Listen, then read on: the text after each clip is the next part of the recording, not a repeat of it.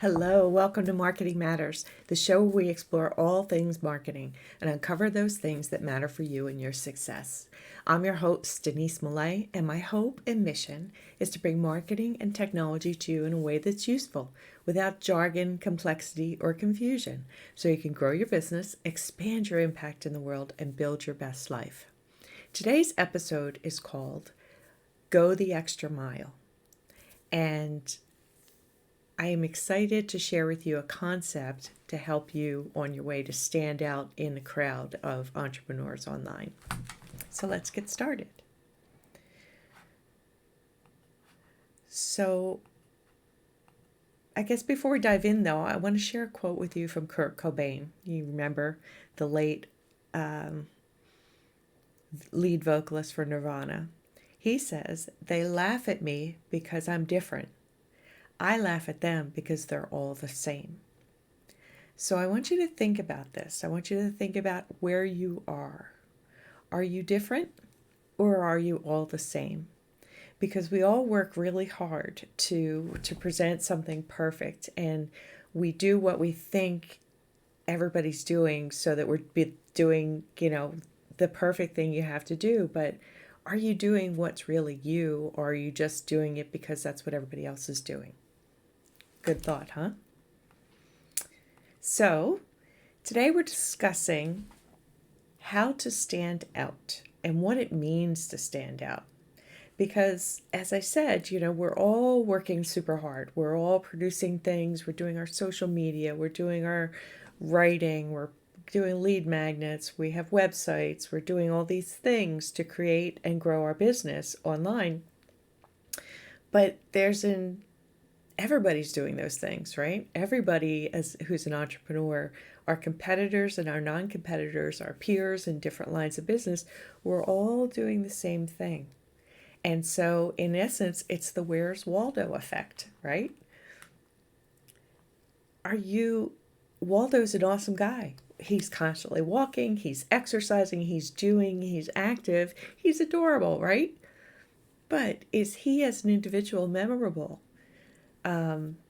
I don't know. There's so many instances of him. How would you know which one you love, right? Is it the guy who goes skiing? Is it the guy who's at the beach?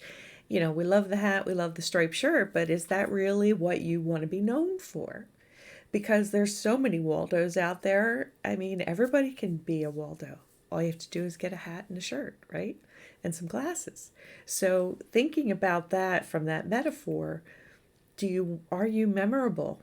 Or are you standing out so that people are perking up and listening to what you have to say?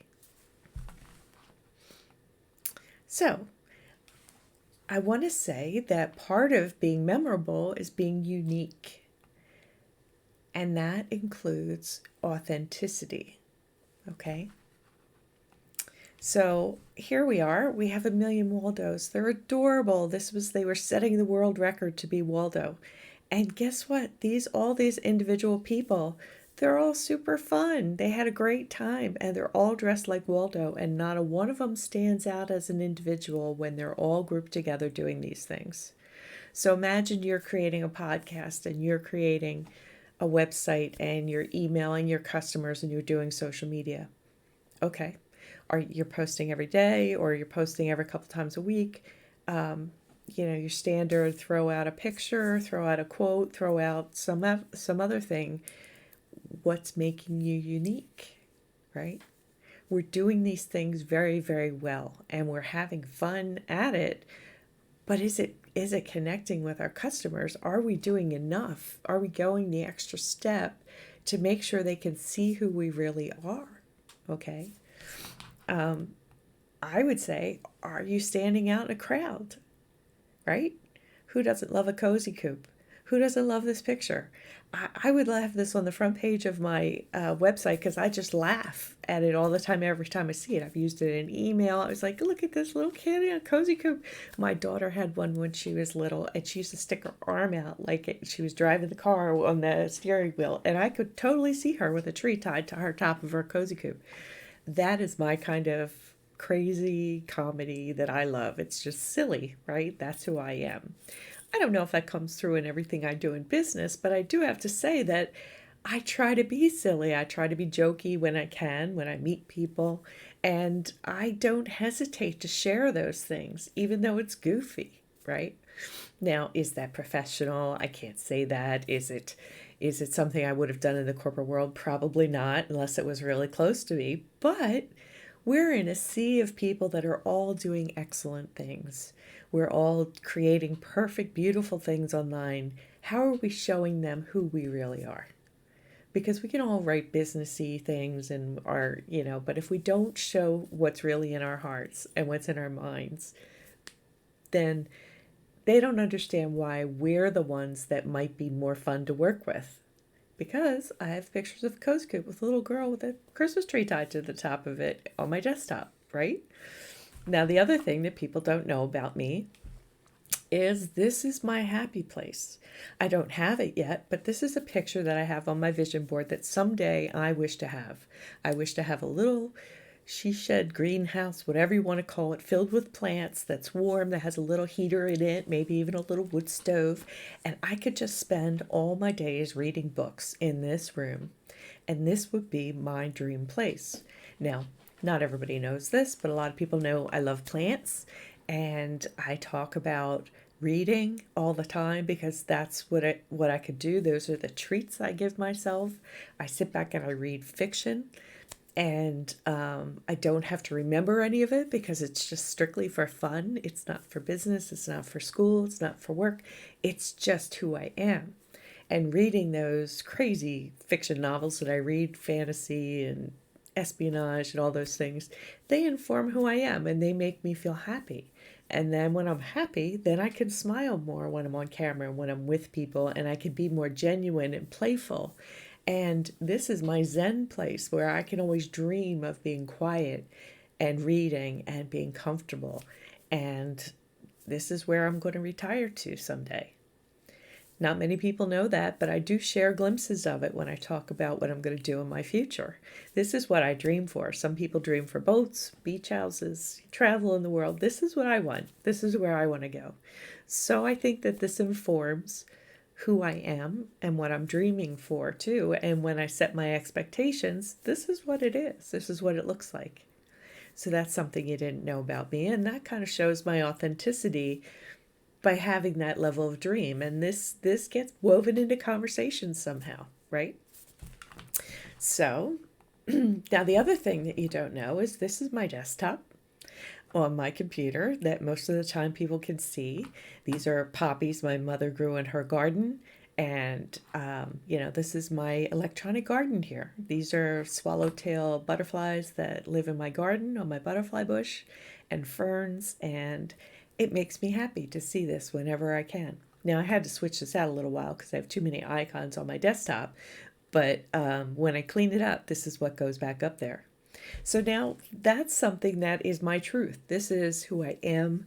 I love gardening. I love flowers. I love being outside. And that stuff informs who I am and makes my business side softer, my technology softer, easier for me to smile and be who I am.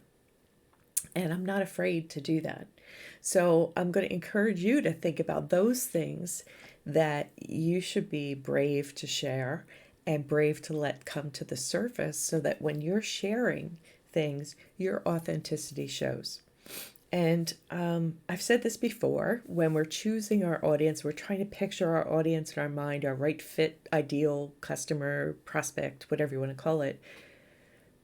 What you do to visualize and what you choose helps inform the language you're going to use when you write or when you create something or when you speak. So if you imagine a woman in your mind, well, that cleaves off half of the male, female, masculine, feminine language out there, right?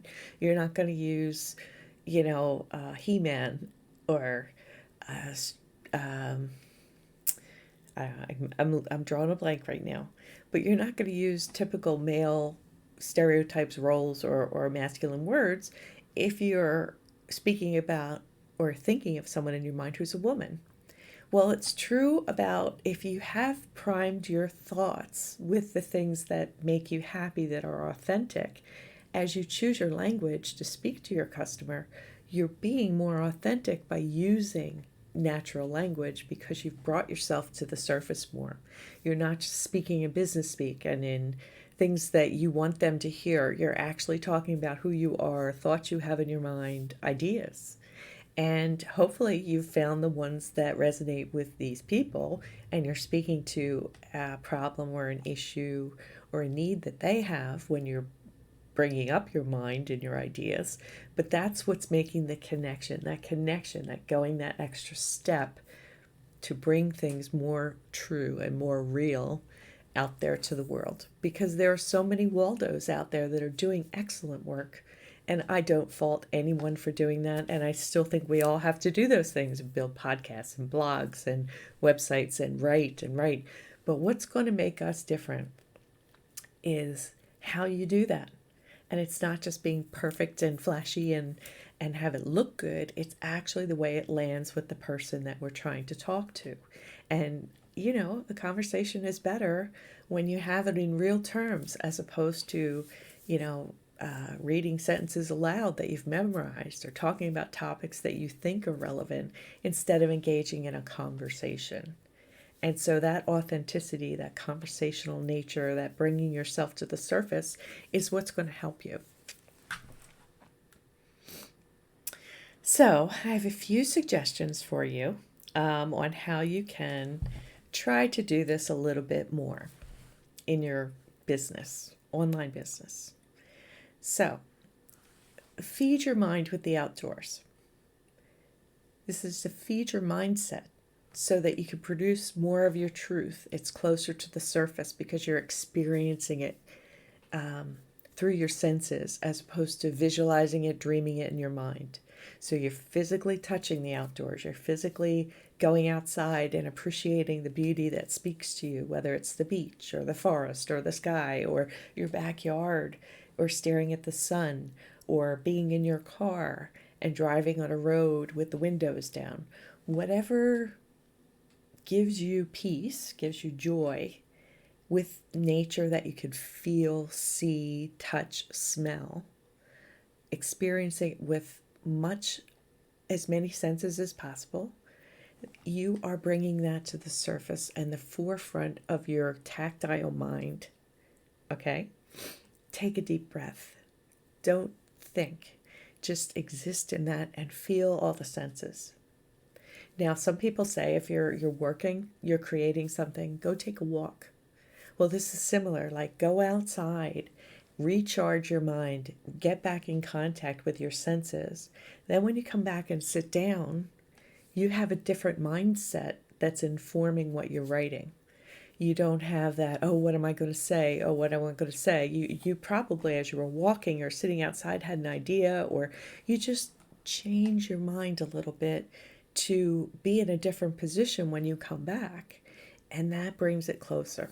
So I try it. Get outside, go to your happy place, and take that 15 minutes to a half hour break. Absorb what you can from your environment that's joyful and peaceful, and then go back to your tasks and see if it comes out of you in a different way. Because I think you will speak more to where your calm mind is, what your happy mind is, and you might share more. You might be more vulnerable. You might be more authentic after you have that positive positioning in your brain before you produce or create. So that's my first suggestion. My second suggestion is to feed your mind with music, art, or reading. Now, as I said, I read fiction for fun.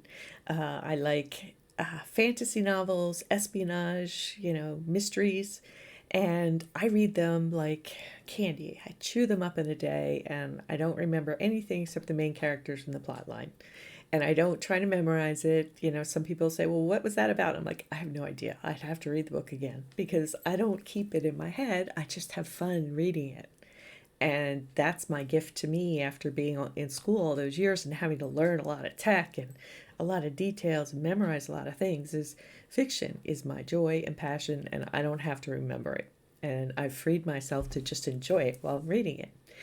And art, I love to paint. And that is one of my favorite activities to just free my mind because it involves my hands, which takes a different activity in my nervous system and kind of focuses my brain to the painting and the subject and the composition and how to get things to come out. And it turns off a lot of the other noise and it gives me a lot of peace. It centers me. That helps me. Music, if I am writing or I am or I am just outside, if I play music, it brings everything to a whole nother level of letting me just be without having the thoughts run my mind for me. Okay. So by feeding your mind with music, art, whether you're doing it or seeing it or reading, you are allowing yourself another form of joy and you are quieting your mind a little bit because it's listening to something else that brings you joy. And I say a lot of joy and happiness, but I think it just brings the calm to you and it brings clarity to your mind when you are doing something or listening with your listening or you're viewing or you're reading. It takes away that running worry, the running thoughts, the wanting what ifs and whatever else multitasking thing that we have going in our head. By actually doing something like this that engages another sense, you help yourself when you come back to your task to be focused and be able to switch gears into it, but still be at that level where you had a focused experience, and now you can move forward with that. So now my next suggestion is that you want to go the extra mile when you create your things. So we've talked all about the things you can do to prepare yourself to be more authentic and genuine and make your content more real for whoever you're trying to connect to. Now what I'm going to say is the things that you're creating, realize that your audience may not all be the same modality of learning or absorbing. So they may not be listeners, they might be readers. They may not be online e-learning people. They might be skimming for headings and subheadings or learning themselves. So if you are creating a blog, consider creating a video that you could put on YouTube talking about that subject. If you have a podcast, consider posting the transcript or rewriting it as a blog and releasing that on your website. Now you're saying, well, that seems silly to put the same thing up there. Well, don't think about it putting the same thing up there as copying it, but you're putting it up to speak to people who absorb material in different ways. And you're speaking to their best way. So someone who is an audio listener is more likely to listen to your podcast because they're listening to music or they're listening to other podcasts, right? But if you're not a podcast listener like I do in the car on long trips, but who goes on long trips anymore, right? After COVID. So I don't do that as much as I used to. So listening is not as much in my wheelhouse right now. So I spend more time reading. So I look at people's blog posts on their websites and I look for the emails when they send me a release. They have a new post, I read it. And an article, or if I'm on LinkedIn and I see someone's posted a new article, I'll read it. And that's my way. Some people don't do well reading on a computer screen and they need it in print. So they might be printing out your articles. You don't know. You might also think about putting all of your ideas into a book because somebody might pick that up, pick up your interviews, pick up whatever it is that you do and learn from that and get to know you more from that. So consider creating content when you create a piece in all the mediums so that you can speak to the person where they are. You're not making them adapt to you, you're adapting to them. So take that extra step, go that extra mile, and try to connect all the dots with everyone. So that's one suggestion. Another suggestion I had is share your ideas with others. Go on Clubhouse, the social audio app. Join groups, Facebook groups, or other Chamber of Commerce groups or whatever. Go to virtual events. Make yourself speak to other people. Speak about what you do. Having to articulate your thoughts and your ideas to groups of people and to strangers in networking events or whatever it is helps you hone your own message. It also helps you understand what you're trying to say, because I know I tend to be wordy. Hard to believe, right? And so I could start a thought here and go all the way down the line and go all this circuitous way to tell you an idea, and not everybody has patience for that, and they don't follow that kind of train of thought. So I've had to learn how to think in my mind that way, but learn how to articulate it in a much more tight way so that it's cohesive and it follows a thought that other people can absorb. And by attending events or being in groups or meeting other people online in Clubhouse or wherever, you learn how to speak and articulate yourself much better. And you also listen to other people's ideas, and you get an idea of what else is happening out there, and you're staying more in touch with your audience.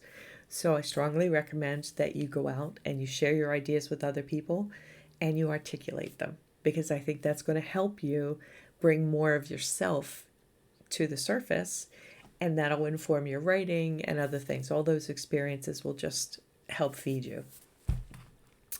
Another way to go the extra mile is to be helpful to your community. So go into groups and answer questions if people have questions and you have skill that you could share with. If you're on LinkedIn and someone writes a thoughtful article or a thoughtful post, make a comment. Engage in conversation with people.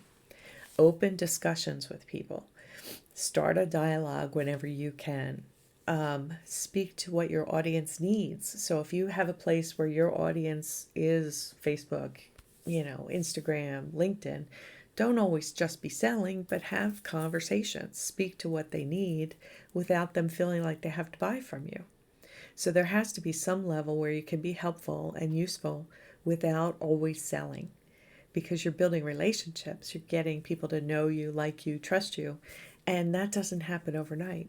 You have to start somewhere and you have to build on it. So go that extra mile and give before you expect to get too much. So that's it for my presentation today, and I'd like to share with you today, I have a new workshop called Simple Ways to Make Yourself Findable. And it's all about how Google records you, how your Google gets your content into their database, the steps you need to take to make sure that what you write or what you create gets included and is understandable by the search engines, and then ways to help your potential customers and clients find your blog, your podcast, social media, or whatever else you create when they need it. So if you would go to https://dmillet.com/simpleways, you can find out more about the workshop. The next live workshop is coming up, and I would love to have you there. So thank you. Thank you. I'm so glad you could join me for this episode of Marketing Matters. I know how precious your time is, and my hope is that you came away from this episode with some nuggets you can apply to your business. My aim is to provide clear, useful info for you so you can have a thriving business, amazing relationships with your customers and clients. And as always, if you have any questions, please reach out on my website, on my contact page, or on my Marketing Matters show page on Facebook, or anywhere else you can find me. I'm on all the socials, and I'd love to speak with you. So thank you so much.